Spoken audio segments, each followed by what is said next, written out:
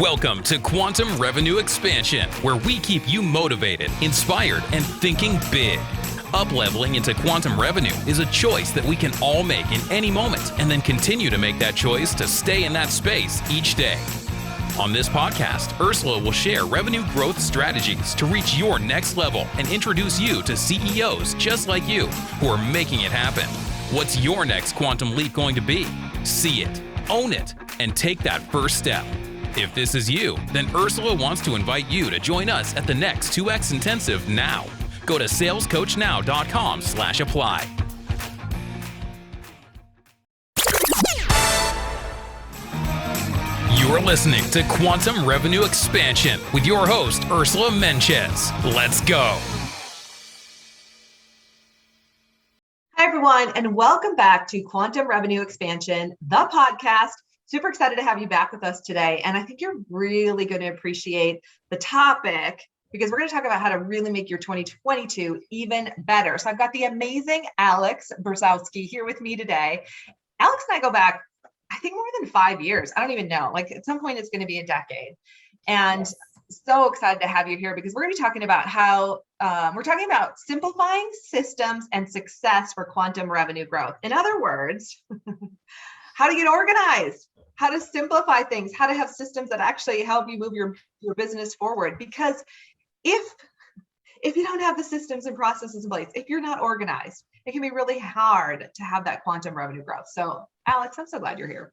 Thank you for having me. Your timing is so good because it's like, we're talking about 2022. We're talking about how to make this year incredible.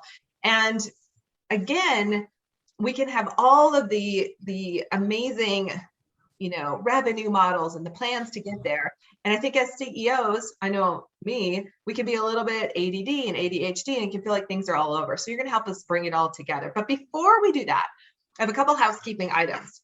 If you haven't yet, go to ursulainc.co. On the homepage, you'll find my free course that goes with this podcast, Quantum Revenue Expansion. And during that course, it's 3 hours.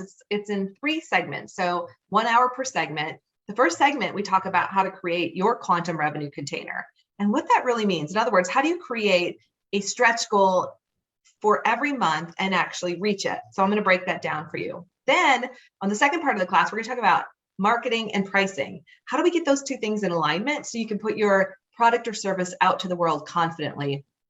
And the third segment is all about collapsing time, which is one of my favorite things to talk about, and how to get to your goal even faster. So if that sounds fun to you, it's a $997 value. We're giving it away. Go to ursulainc.co. It's on the homepage, super easy to find. So that's our gift to you. Also, if you've heard about the 2X Intensive and you're like, I want to 2X my sales and shave 10 or more hours off my work week, we'd love to help you do that in 2022. Go to ursulainc.co/apply, send us some details, and we'll get you all the information about the 2X Intensive. We'll also put all of this in the show notes so you can find it easily. The only thing I want to say about that is, the clients who've taken the 2X Intensive come on the other side with such a different perspective of what they want to create for their business and their lives. And they realize that it is possible to make more money and work less. What a concept. So we'd love to have you experience that as well. One side note to that is we have a limited amount of 2X Intensives on the calendar. We have January, which is almost full, and we have March, which is filling up quickly. We're not going to have one in February. So if you have interest, definitely reach out. And we're expecting a wait list pretty soon, Alex. So that's really exciting for our 2X Intensive. All right, with that, let me tell you about Alex Brzozowski. She is a digital professional organizer and productivity specialist. She started Be Organizing because she believes there's a better way to organize people's lives, specializing in digital organizing and productivity, including digital documents, passwords, photos, music, email, contacts, calendar, and more. Her goal is to help her clients free up time to do what they love by bringing order and efficiency to their business or personal digital life. I mean, I think we all live in a time where it feels like we're on our phones way too much. Our email isn't necessarily organized in any way. It takes up a lot of time. There's distractions on this thing called social media, right? And there's distractions in the world right now. And so I'm excited to have you here. So Alex, let's just dive in and start with your story. What led you on this path And I know you have a passion for organization. So what brought you to this moment? Yeah, so thank you again for having me. So I started my career, I guess you could say, in the legal world, which brings me to where I am today. Sounds kind of weird, but I was a paralegal for many years before starting my business. And in that, we were 100% paperless at the law firm. I was at two different law firms, a huge one, a small one. And both of them were paperless, which was unheard of back. This was in 2008. So that was something that was unique to where I was. And then also I worked with many clients in wills, trust, probate, estate administration, and business law, things like that, a lot of transactional type of work. Doing that, I really got to see how many people were not organized. And they ended up spending so much time and energy and just added stress to an already stressful situation with maybe a loved one passing away or maybe some contention with their business. And so they now have to think about all the organization pieces. And I just kind of became like the go-to person of getting that stuff in order and digitizing things, understanding, creating templates and reusing it, efficiency, all those things just to make like at the law firm easier, but also help our clients get things done more quickly. But I figured out that I could do this as a business and actually bring it to more people. And seeing that I was also dabbling so much into business law, I found out how the legality part of it, I could totally do it. I was like, that was the only part that was holding me back. So I figured that out and I was like, I can do this and help a lot more people and collaborate and have the team that I want. The law firm world was not going to be able to give that to me. And this was something I could, really grow and help more people. So that's what I did. Yeah. Well, and here we congratulations. are. I know. And congratulations on your business. I know it's evolved in many ways over the years. And when you look back at your business, what were the biggest myths about money and revenue that you had to let go of to continue to grow your business? The biggest one is that it's hard work. Say more about that. Yeah. So it's something that I still have to constantly remind myself. And I actually have a little stick-it note here that says, let it be easy, to constantly remind myself this. I was thinking it was a constant uphill battle and that getting money is hard, that gaining money is hard. And that's not true. And it doesn't need to be hard. It doesn't need to be that way. And I've pushed myself to the max and made it so hard so many times. And I didn't make more money because of it. And so that doesn't equate to anything. So that would be the biggest one for me that I've had to kind of change my mindset on it. So beautiful. And so when you look back at the trajectory of your journey and your business, how do you let it be easy? I'm sure all the entrepreneurs, CEOs are like, okay, well, if it's not hard, how do you let it be easier? What does that even mean? Yeah. So letting it be easy to me, it's like letting go of expectations of how things are going to be. Letting things like thinking instead of like being like, oh my gosh, this is going to be so stressful, like going into it more of no, this is just going to happen. It's going to come. So it's more like an attitude shift from like in my space. Because when I do that, I actually find out that I have fun doing certain things. So like I found out, and I would have never found this out if I would have just kept my mindset as this is going to be hard, which is I really enjoy creating like presentations and like the creativity of, I like dabbling in Canva. Like I would have never had that experience if I would have just, kept putting it off and saying, oh, it's going to be so hard because it seems like such a behemoth thing of relearning a platform, being creative. I don't think of myself as creative. But as soon as I was like, just let it go and just have fun with it and it's not going to be hard. And just coming into it with that And we talk a lot about this at the CEO table, is just not being so attached to the way things are. I think that one thing which is really interesting is it's almost like being codependent on your business in a way, because when you're codependent on somebody, you're super attached. And so you have to like be committed, yes, but not be so like wrapped up in it and defined by it and letting it just kind of take over you, but having that space. It's really hard to like put into words for me, but just to me, it's all about an attitude and letting it be easy. Well, let's unpack that a little bit, because I love what you said. It's like being codependent with your business. And especially as women, I think we can really relate to riding the emotional business roller coaster. Oh, I lost a client, I'm going to feel terrible. Oh, I got a new client, I'm going to feel great. Oh, my team member's leaving, I'm going to feel terrible. Oh, we have more money in the bank than we thought, I'm going to feel great. And letting it run your emotions, because I feel like that's kind of what you're saying, right? Yes. Yeah. Yeah. And that, it doesn't serve us. And so for everyone who's listening, because Rebecca really talks about this at the CEO table, is to be committed to what you want, but detached from the outcome. You can be committed and detached. And so for everyone who's listening, to give yourself permission to not ride the business emotional roller coaster. It is not worth it. It will run you. And then what? Because the truth is, not every client's going to be happy. The truth is, not every prospect's going to say yes to you. The truth is, your team members aren't always going to be happy. The truth is, your bank account's not always going to look the way you want it to. And in those moments, you have a choice to say, I'm going to be super depressed about that.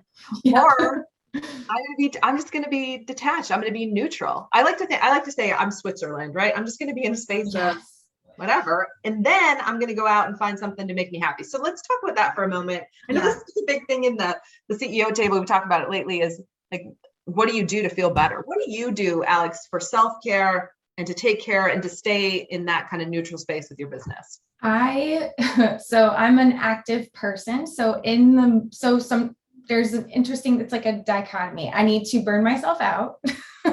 And so I usually have to like run, walk, something, I have to move.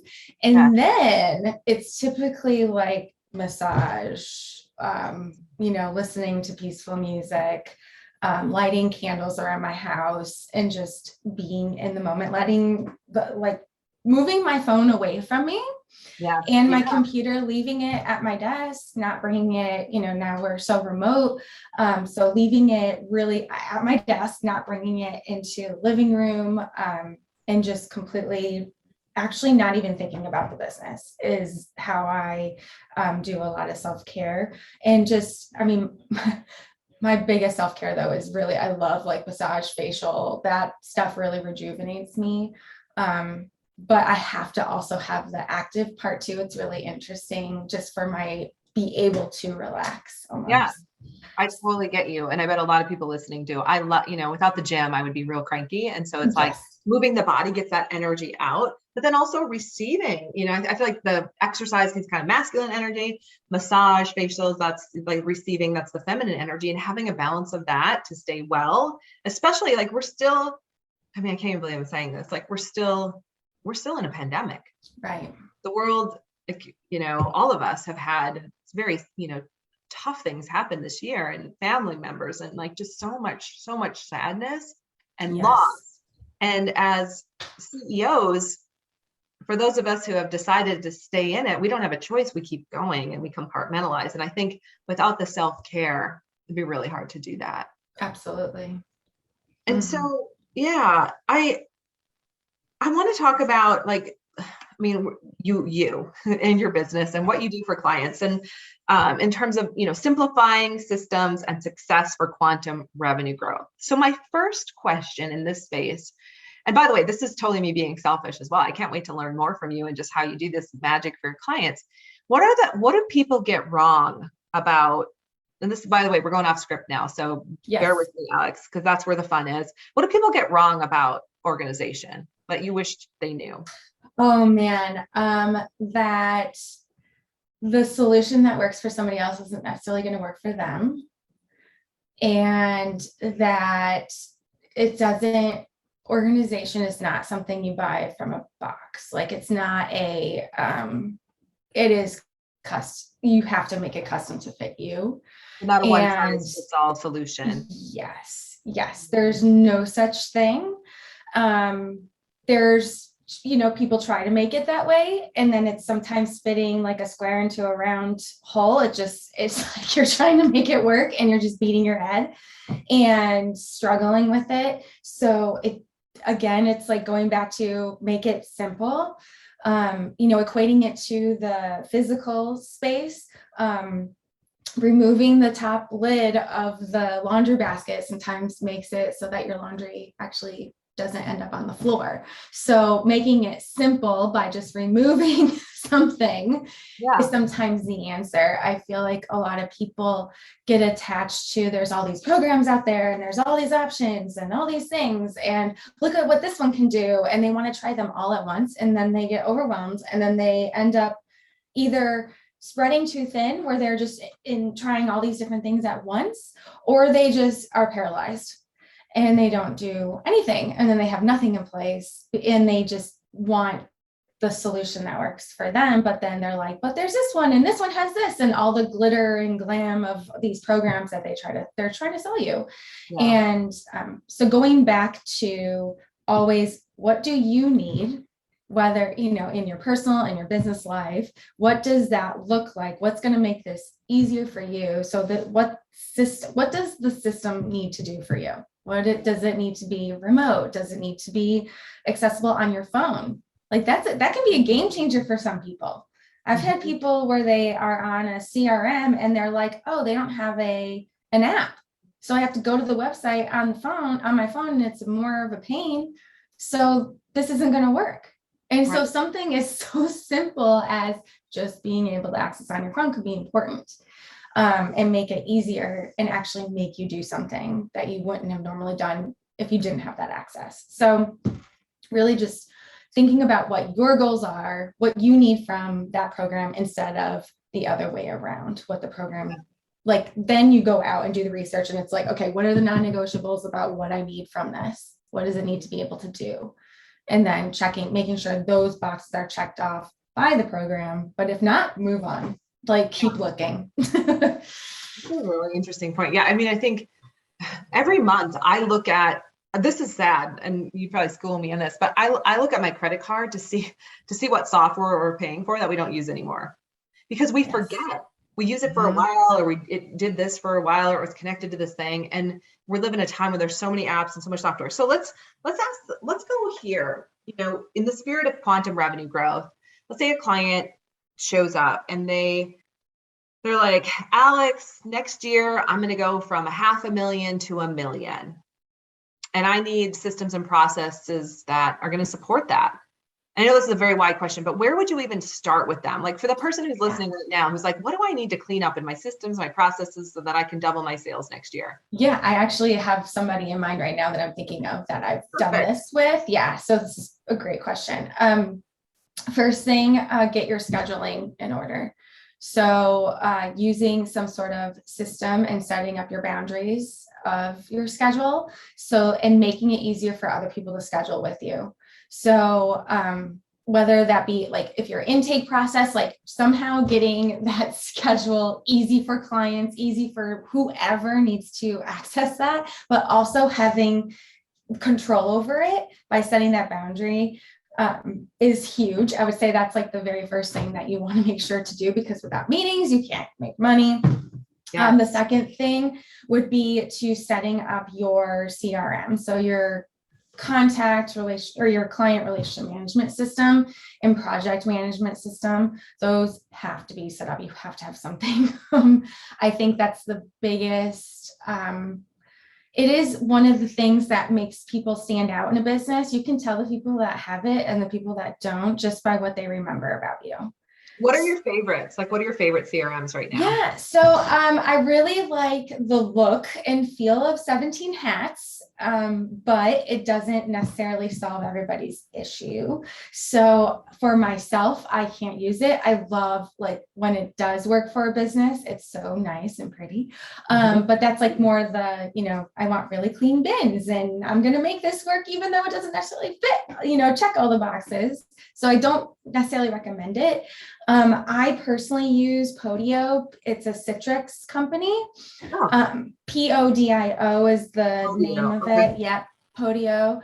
And they are 100% customizable and they integrate with Zapier. So Zapier's a like if this then that type of program. So it's to automate a lot of things. So it can integrate a lot with Podio. So meaning I can set up QuickBooks and Podio to do certain things. I can set up my Podio to go to my marketing email system so that everybody goes in there and vice versa, all through Zapier with that connection. But what I love about Podio is how much I can, adjust it. Like I can add my own questions, whereas something like Salesforce, there's only so much you can customize in there.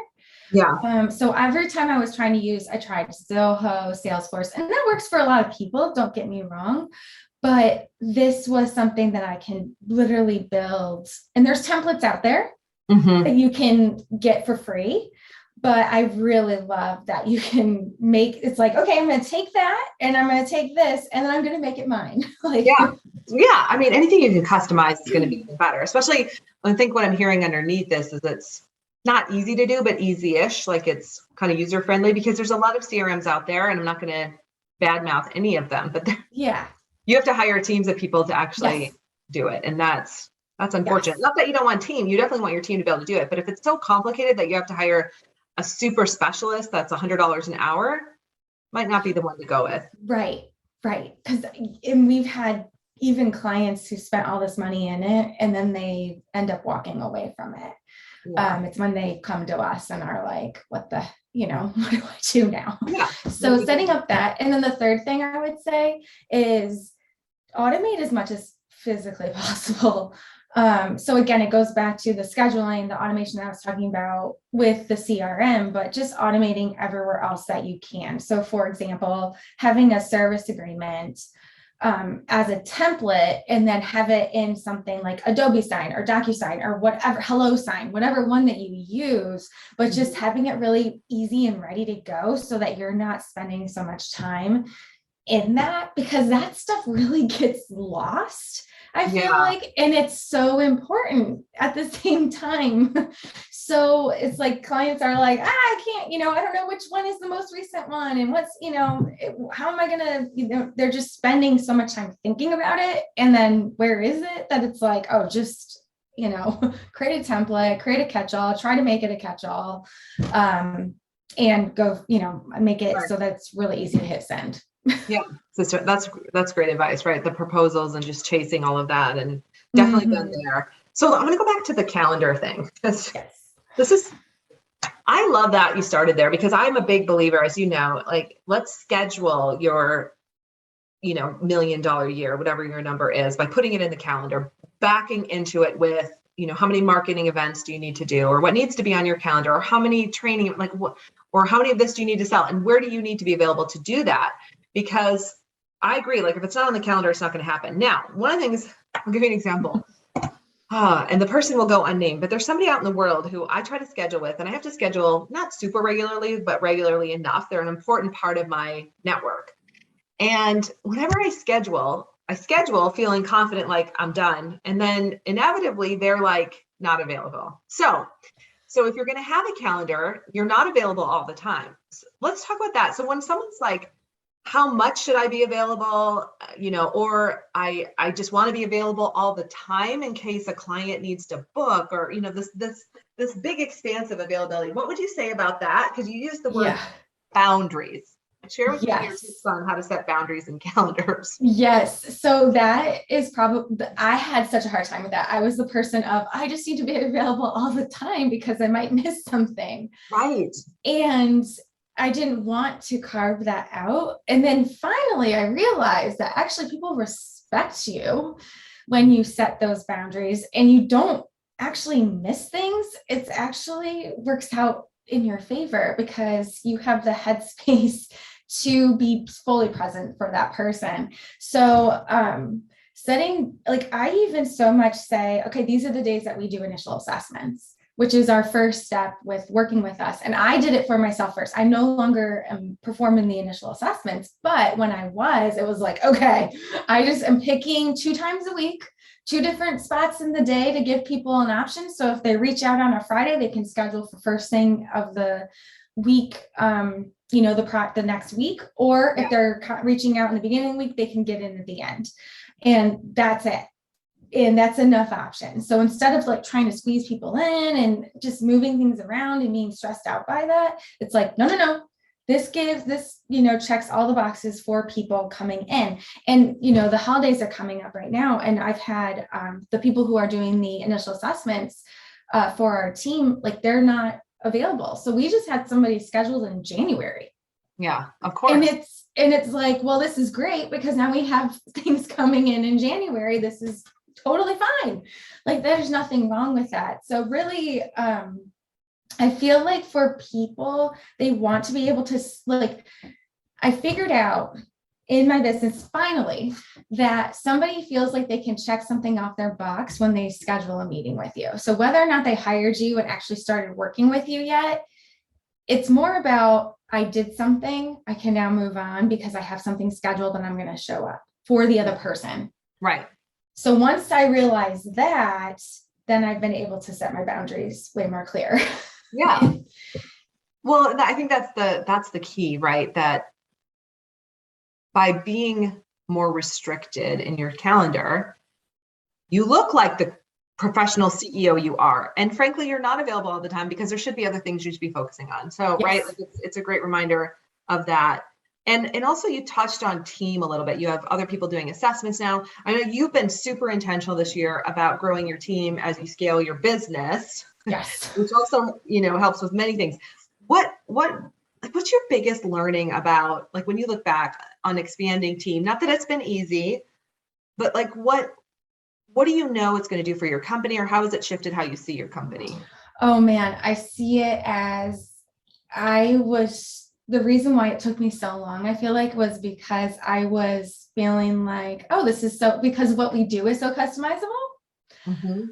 But realizing that I was doing the same thing over and over and over again and being like, this actually is repeatable if I just look at it from, a bird's eye view down, and really just making that process so much simpler. Like I said, the title of the show being simplifying your system. So once I realized that, it was really easy to grow the team because it's like, well, now it's like, here you go. Here's the things that you need to do. Here's a script. Here's this, here's that. And so I would say realizing that you can make things simpler in a process and a system, even in such a customized world and such a customized thing that we do where everybody's situation is different. That was a huge thing for me this year. Yeah. And just being able to then remove myself and giving myself the freedom that came with that. And it also gave other people, like my executive assistant that I hired, she was able to just read the operations manual because I had it all written out. And she was like, got it. If I have questions, I'll let you know. And it was like, wait, is that it? And she's like, yeah.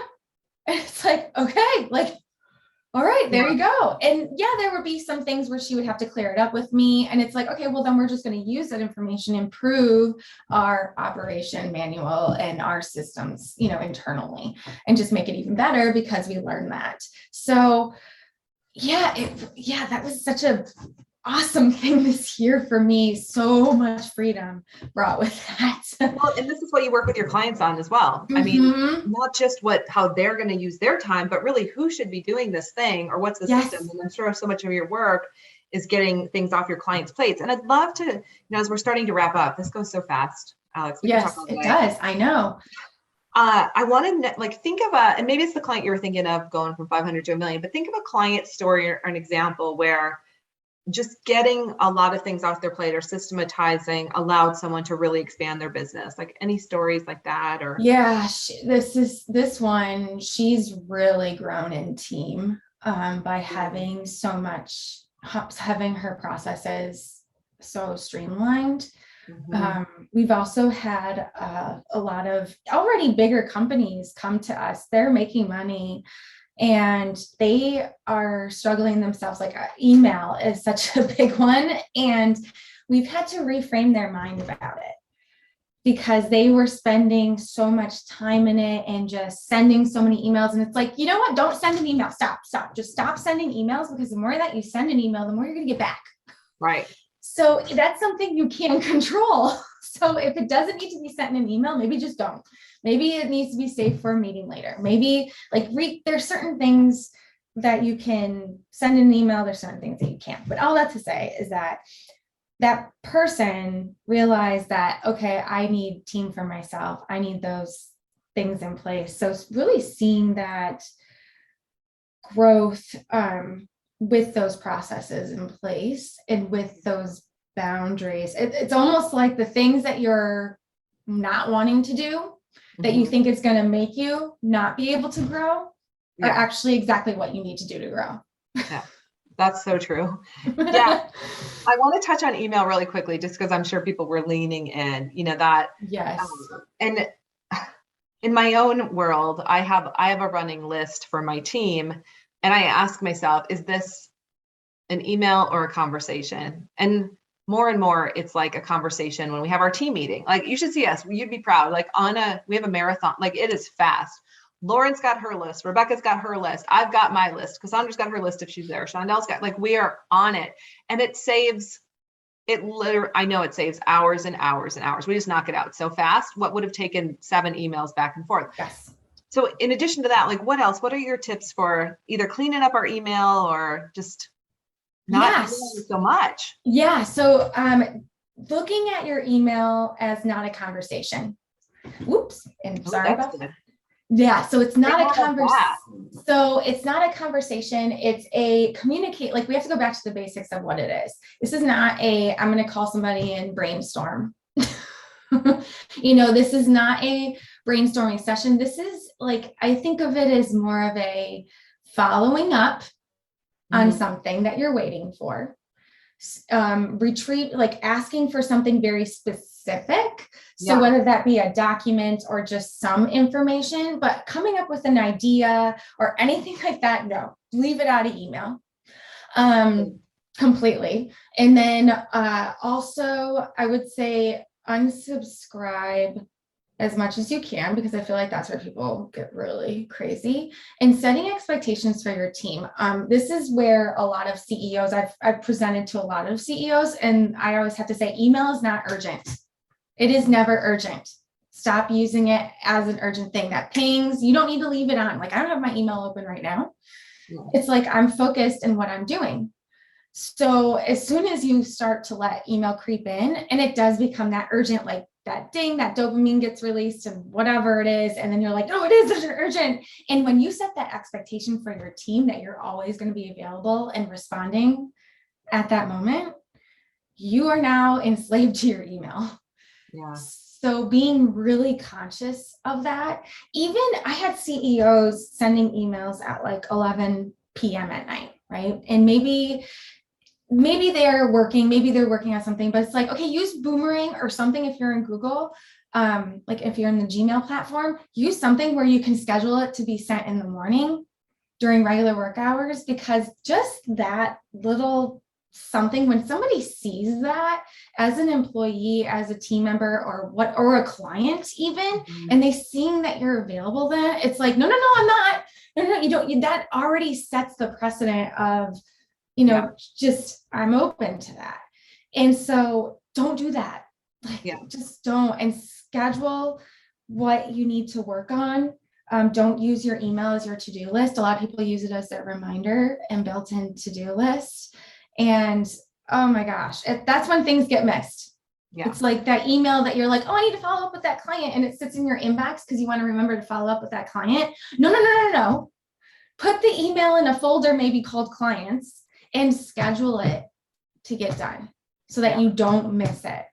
So actually have something in your face Yeah. instead of your inbox cluttered with all that stuff. So taking it out of your inbox. Yeah.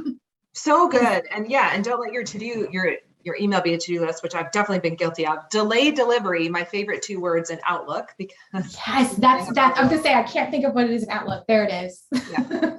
I learned that, about 8 years ago when I was up in the middle of the night at 2 a.m. sending emails with Luca by my side, my baby up by my side. And my good friend Tina replied at, like 6 the next morning. And she's like, do you not know how to use delay delivery? And I was like, no, I felt really dumb. And she's like, okay, here's what you need to do. And it changed my life, especially right then. So anyway, Yes.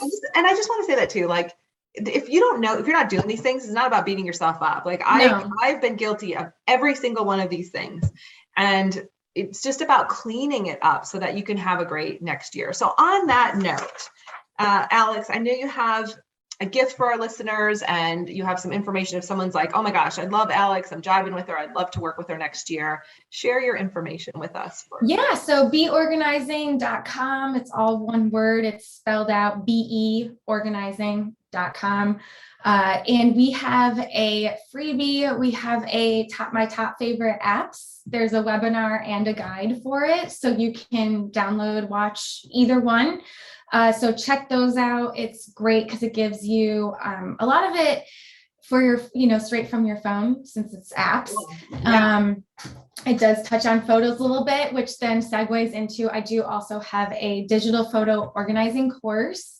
And this is great right now for holidays and for gift giving, because or even just to start in the beginning of the year, we had clients who were like, all right, this is the year of photos and I'm getting them in order so that then you can do things with them, like create a photo album. I just did that. I actually just gifted our parents, my husband and I's parents, all photo albums this Christmas because our photos are all organized. So it's great to be able to easily do that in time because we have that in place. So in the photo organizing course, I really walk you through step by step exactly what you have to do for your photos. So to get them organized, and it's all about your digital photos since that's where we are in our day and age.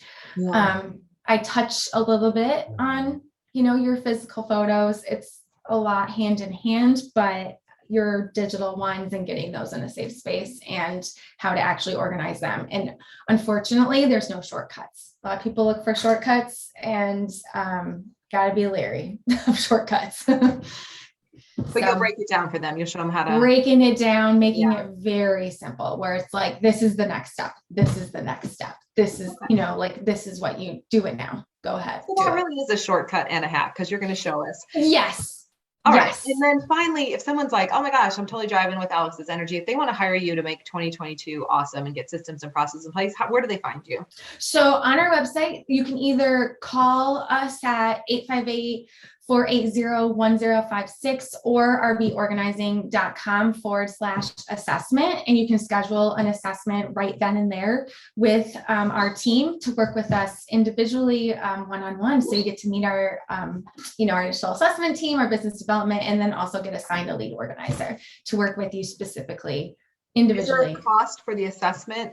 No, it is complimentary, and it's about 30 minutes. It's via Zoom, and you can be anywhere in the world. We will help you. So we don't have this, other than the time limits, we don't have boundaries in that sense because we do everything virtually. Yeah, beautiful. Awesome. Well, thank you. I'm glad I asked about that because I knew there was a way for them to take a next step and at least, and of course you have a system and process in place. So you could, for those who are listening, if you want to do it, that'd be a great way to see how Alex is doing it as well and really connect with her and our team and see if she can help you. Yes. So we got to wrap up. This is an amazing show. Perfect time of the year. So Alex, thank you for all you're doing in the world. It was fun to talk about. I want to make sure I get the title, Simplifying Systems and Success for Quantum Revenue Growth. You gave us some excellent tips today. So thanks for being here. Yes. Thank you again so much. Thank you. Thank you. Yeah, so much fun. And to our listeners all over the world, we love you. We love hearing from you. If there's anything we can do for you, go ahead and email us at contact@ursulainc.co. We'll have all the details of what Alex talked about in the show notes. And of course, we have a free course for you as well, Quantum Revenue Expansion. We'd love to have you join us for that as well. All right, everybody, that's it for now. Make this your most rockin' year yet. Bye, guys. Thank you for joining us today. And if you are ready to make your next quantum leap, let's do it. Ursula invites you to join us at the 2X Intensive. Go to salescoachnow.com/apply. Don't forget to leave us a review on your favorite podcast app.